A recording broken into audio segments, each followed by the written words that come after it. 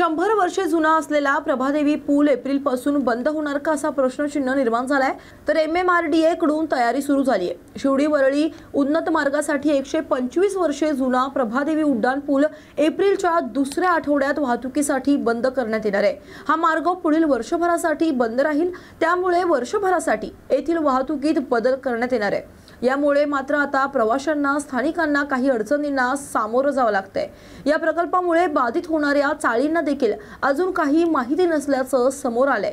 प्रशासनाकडून काही दिवसांपूर्वीच नोटीस देण्यात आली होती, मात्र अद्याप कुठलेही ठोस असे निर्णय या चाळधारकांसाठी प्रशासनानं घेतलेले नाहीयेत।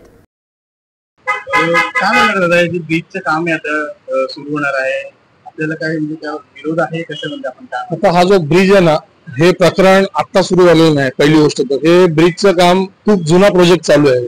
अर्ध्या राजकारण्यांचं तर म्हणणं की आमचा ड्रीम प्रोजेक्ट आहे। आता 6-7 वर्षापासून जर प्रोजेक्ट चालू आहे तर, आणि हा ब्रिज काय आहे एवढा जुना 100 वर्ष जुना आहे, आणि हा ब्रिजला लागून असलेल्या आजूबाजूच्या ज्या चाळी आहेत त्या 100 वर्षापेक्षा जास्त जुन्या आहेत, 125 वर्षाच्या जुन्या आहेत। तर ब्रिजला प्रॉब्लेम आहे आणि त्यांना परत नवीन बांधण्याची गरज प्रशासनाला कळते। तर आजूबाजूला जे राहणारे लोक आहेत, ज्या जुन्या चाळी आहेत, त्यांना रियाज करण्याची गरज नाही। तर तिथे जिवंत लोक राहतात, पण त्यांना परत पुनर्वसन करण्याची गरज सरकारला दिसत नाही। तर हे जे प्रशासनाची चूक आहे ती आहे, विरोधक काय आणि प्रशासक काय, सगळ्यांचं सरकार आलटून पालटून झालेलं आहे। जर एवढीच काळजी होती ना आमच्या जनतेची आणि आमच्या लोकांची राहणाऱ्यांच्या, तर आधी आमची रहिवाशांची स्थानिकांची व्यवस्था काय केलेली आहे ती आधी करून द्यायला पाहिजे, आणि नंतर तुमचा प्रोजेक्ट आम्हाला काय, आम्ही थोडीच काय आडवे पडतो तुमच्या प्रोजेक्टच्या। प्रोजेक्ट एक ब्रिज काय 2 काय 3 बांधा।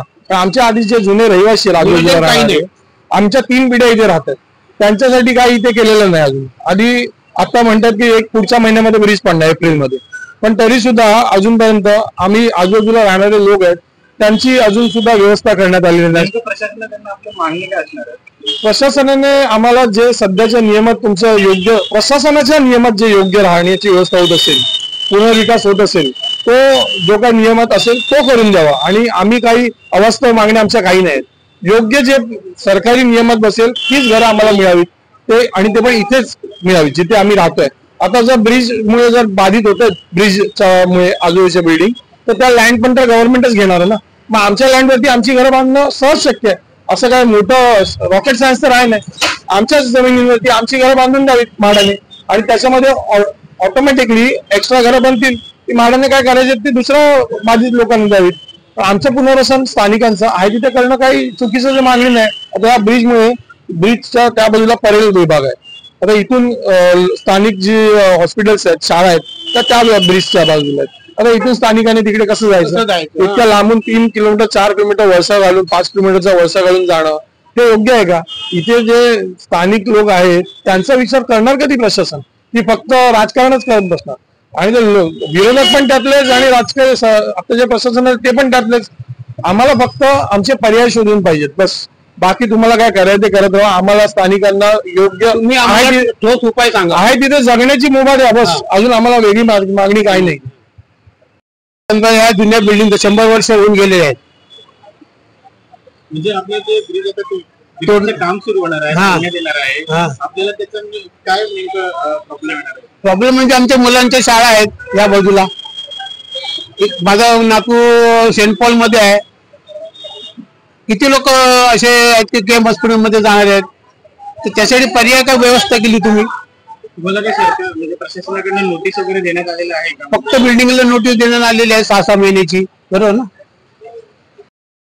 मुंबईमध्ये आपण पाहायला गेलं तर सध्या सगळीकडे रस्त्यांच्या खोदकाम आणि दुरुस्तीचे कामं चालू आहेत। तसंच आपण पाहायला गेलं तर प्रभादेवीचा जो पूल आहे, 125 वर्षापूर्वीचा जो पूल आहे, ते ह्या एप्रिलमध्ये पाडण्याचं प्रस्ताव आहे। आपल्यासोबत मंगेश कसाळकर आहेत, आपण त्यांच्याशी बोलूया। सर, काय नेमका हा विषय आहे आणि आपलं स्थानिक म्हणून त्या प्रकल्पाला कसा म्हणजे विरोध आहे की कसं आपण या प्रकल्पाला बघता? मुळात जो हा एल्फिस्टनचा ब्रिज आहे तो 125 वर्ष जुना ब्रिज आहे, जो आज मला वाटतं रेल्वे आणि शिवडी कनेक्टर जो ब्रिज आता आपण जो अत्तल सेतूला टच होणार आहे, त्यासाठी रेल्वे प्रशासन असेल, MMRDA असेल आणि महानगरपालिका असेल, या तिघांच्या या संमतीने हा ब्रिजचं डबल डेकर काम करणार आहे असं प्रस्तावित प्रशासनाकडून आलेलं आहे। मुळात आमचीच मागणी आहे पहिल्यापासून इथे की आमचा विरोध नाहीये कुठल्या गोष्टीला. आम्ही सांगतो की जो लोहलपरा ब्रिजचा आमच्याकडे अनुभव आहे, 1 वर्षाचं काम बोलून 7 वर्षानंतर लोहलपराचं ब्रिज कम्प्लीट करण्यात आला. अजूनही तो कम्प्लीट मी म्हणावं तसं कम्प्लीट नाहीये. परत त्यावर जो ब्रिजवर असताना पादचारी पूल डिझाईन मध्ये देखील नव्हता आणि नंतर देखील जेव्हा पूर्ण झाला तेव्हा पण नव्हता. आता कुठे तो महाराष्ट्र नवनिर्माण सेनेच्या प्रयत्नाने आंदोलनानंतर तिथे पादचारी पूल झाला. आमची मागणी प्रशासनाकडे हीच आहे. मुळात हा जो एल्फिस्टनचा ब्रिज आहे, तो एल्फिस्टनचा ब्रिज तुम्ही किती काळासाठी बंद ठेवणार आहात आणि तो किती वेळानंतर लोकांसाठी पूर्ववत होणार आहे. कारण महाराष्ट्र नवनिर्माण सेनेची मागणी आहे याच्यासाठी की ती लोकांची मागणी. आज आमच्या एल्फिस्टन विभागातील लोकांना हॉस्पिटल असेल, शाळा असेल यासाठी पलीकडे म्हणजे परळला जावं लागतं आणि पलीकडे परळला जाण्यासाठी आमच्यासाठी दुसरा कुठलाही सोर्स नाहीये. फक्त हा रेल्वेचा ब्रिज जो आहे एल्फिस्टन ब्रिज तोच आहे. दुसरा कोण पर्याय आहे तो लोअरपरळचा ब्रिज आहे. लोअरपरळच्या ब्रिजला जर वॉक थ्रू म्हणजे आपण चालायचं म्हटलं तर चालायला तिकडे जागा नाहीये. आपण ज्या पद्धतीने आजही बघा लोअरपरळ ब्रिजला फक्त स्टेशनवरून जे लोक येतात त्यांच्यासाठी जाण्यासाठी आहे. आमच्यासाठी पादचारी साठी इकडून तिकडे जाण्यासाठी कुठलाही ब्रिज अवेलेबल नाहीये. आमची मागणी तीच आहे की जोपर्यंत पादचारी पूल कम्प्लीट होत नाही, लोकांना ये जा करण्यासाठी कुठला पर्यायी मार्ग उपलब्ध होत नाही, तोपर्यंत तुम्ही हा ब्रिज तोडू नका, ही आमची प्रशासनाकडे मागणी. दुसरा विषय की एल्फिस्टन विभागातील जे ह्या प्रकल्पातून बाधित होणार आहेत म्हणजे आजूबाजूची जे काही चाळी आहेत त्यांच्यासाठी खूप धोकादायक ही गोष्ट असणार आहे. कारण आजपर्यंत आज पेपरला आलंय की 10 एप्रिल पासून ब्रिज बंद होणार आहे. पण आज सकाळपर्यंत मी त्यांच्याशी संपर्क केल्यानंतर त्यांना माहितीच नाही आहे की आम्हाला कुठे दुसरीकडे रिहॅबिलिट करणार आहे, आम्हाला दुसरीकडे जागा कुठे देणार आहे, आम्हाला पैसे देणार, त्यांच्यातली काही एक माहिती त्यांच्याकडे नाहीये. आज देखील आताच्या या क्षणी सुद्धा नाहीये. हा प्रशासनाचा हा जो काय गैरकारभार आहे, गोंधळ चाललाय सगळ्या संदर्भातला, त्याला आमचा विरोध आहे. आमचा विकासाला अजिबात विरोध नाहीये आणि आमची मागणी तीच आहे की प्रशासनाने पहिली लोकांची सोय करावी, त्यानंतर ज्या ब्रिजला तोडकामासाठी पुढे जावं. या प्रकल्पामध्ये जेवढे पण लोक आहेत, इकडे स्थानिक नागरिक आहेत, ते बाधित होणार आहेत, त्यांच्याशी आपलं काही बोलणं झालंय का? यांच्यासोबत प्रशासनांचं आणि ह्यांचं संगनमताने म्हणजे थोडं कुठे ना कुठे मिटिंग होत असतात का? आपण पाहिलं तर ते मिटिंग झालेले आहेत का? फक्त मिटिंग होतात, निर्णय काही होत नाहीयेत. आजही मी त्यांच्याशी बोललो, सकाळीच बोललो त्यांच्याशी. कारण जेव्हा पेपरला बातमी आली की 10 एप्रिल पासून एल्फिस्टन ब्रिज बंद करणार, तर मी म्हटलं तुम्हाला कुठेतरी दिलं असेल, तर अजिबात नाही, काहीच नाही आम्हाला अजून सांगितलं. आम्ही पण पेपरमध्ये वाचतोय. बरं, आम्ही प्रशासनातल्या पण लोकांना जेव्हा ही गोष्ट विचारलं की तुम्ही 10 तारखेपासून बंद, तेही म्हणतात की आम्हाला पण पेपरमधून कळाले. त्यामुळे काय कळत नाही ऍक्च्युली प्रशासन का लोकांच्या या सर्व मतलब दैनंदिन जीवनाशी का खेळतंय प्रशासन अजिबात नाही माहिती. गेल्या महिन्यात इकडचे सन्माननीय लोकप्रतिनिधी होते, त्यांनी एक मोठी असं भीमगर्जना केली होती की जोपर्यंत पादचारी पूल पूर्ण होणार नाही तोपर्यंत आम्ही हातोडा मारून देणार नाही. मला वाटतं आता तीच वेळ आलेली आहे, त्यांनी त्यांची भीमगर्जना पूर्ण करावी. 10 एप्रिलला बंद होणार आहे एल्फिस्टनचा ब्रिज. त्यांना विनंती आहे की एकतर एल्फिस्टनचं ब्रिजचं काम थांबवायचं आहे, महाराष्ट्र नवनिर्माण सेना देखील त्यासाठी त्यांना मदत करायला तयार आहे, किंवा रेल्वेचा ब्रिज पादचाऱ्यांसाठी मोकळा करायचा आहे, जो अजूनही 1 मीटर देखील कुठे त्याचं काम सुरू झालं नाही. गेल्या महिन्यात त्यांची तिथे MMRDच्या अधिकाऱ्यांसोबत बैठक झाली होती.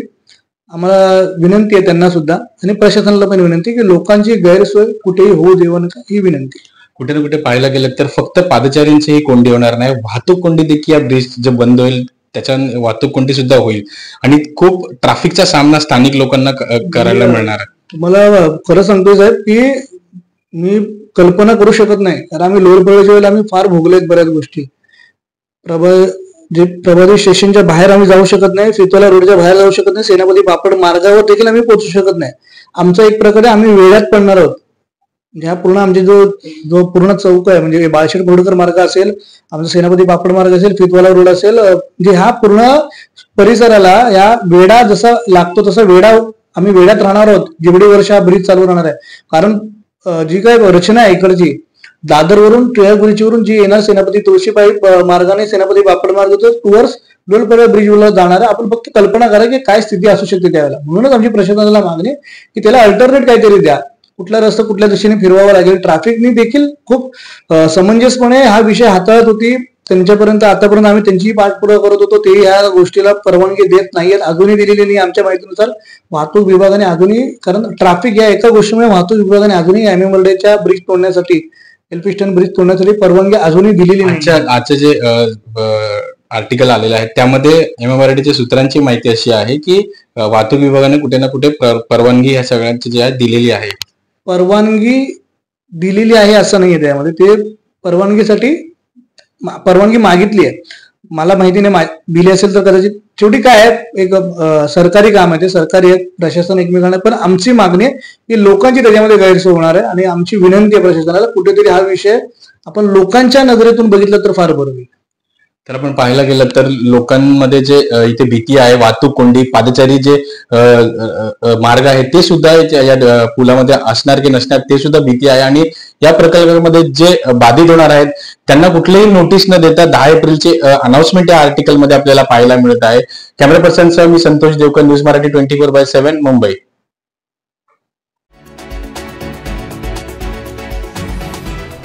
वडाळा ट्रक टर्मिनल पोलीस ठाणे मुंबई यांच्याकडून दिवसाची व रात्रीची घरफोडी करणाऱ्या 5 सराईत आरोपींना अटक करण्यात आली आहे.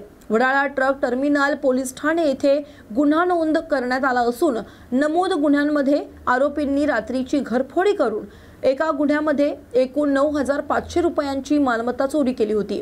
नजीमुल हक इसाक शेख याला अटक करण्यात आली असून पोलिसांनी त्याच्याकडून तब्बल 6,000 रुपयांची मालमत्ता हस्तगत केली आहे. तो मूळचा पश्चिम बंगाल येथून आला असून त्यानं हा गुन्हा 2 साथीदारांसह केल्याचं तपासात निष्पन्न झालंय. तर याच आरोपींनी रात्रीची घरफोडी देखील केली होती. त्यानं एकूण 3,80,000 रुपयांचे सोन्याचे आणि चांदीचे काही दागिने तसेच रोख रक्कम अशी मालमत्ता चोरी केली. त्याच्याकडून एकूण 1 लाख रुपयांची मालमत्ता हस्तगत करण्यात आली आहे. हा गुन्हा त्याच्या 2 साथीदारांसह त्यांनी केला होता. याचं निष्पन्न झालं असून पोलीस त्याचा शोध घेत आहेत. घरफोडीच्या दुसऱ्या घटनेत आरोपीनं दिवसाची घरफोडी करून एकूण 6,69,000 रुपयांची मालमत्ता चोरी केली आहे. आरोपी अरबाज अली मोहसिन मलिक याला बेहराम पाडा येथून अटक करण्यात आली. त्याच्याकडून पोलिसांनी तब्बल 4,33,000 रुपयांची मालमत्ता हस्तगत केली असून उर्वरित मालमत्तेबाबत आरोपीकडे तपास सुरू आहे. तर घरफोडीच्या तिसऱ्या घटनेत आरोपीनं रात्रीची घरफोडी करून एकूण 15,000 रुपयांची मालमत्ता चोरी केली होती. आरोपींची नावे आहेत नागेश देवेंद्र, सत्या देवेंद्र व अंकित महेश गुप्ता. त्या तिघांनाही पोलिसांनी अटक केली आहे. तिन्ही आरोपी सध्या पोलीस कोठडीमध्ये असून त्यांच्याकडून एकूण 15,000 रुपयांची मालमत्ता हस्तगत करण्यात आली आहे. या आरोपींनी मुंबईतील इतर ठिकाणी सुद्धा असे गुन्हे केले असल्याचा पोलिसांना संशय असून त्या दृष्टीनं त्यांच्याकडून पोलीस तपास करत आहेत. ही कारवाई पोलीस आयुक्त विवेक फणसळकर, विशेष पोलीस आयुक्त देवेन भारती यांच्या पथकानं केली आहे.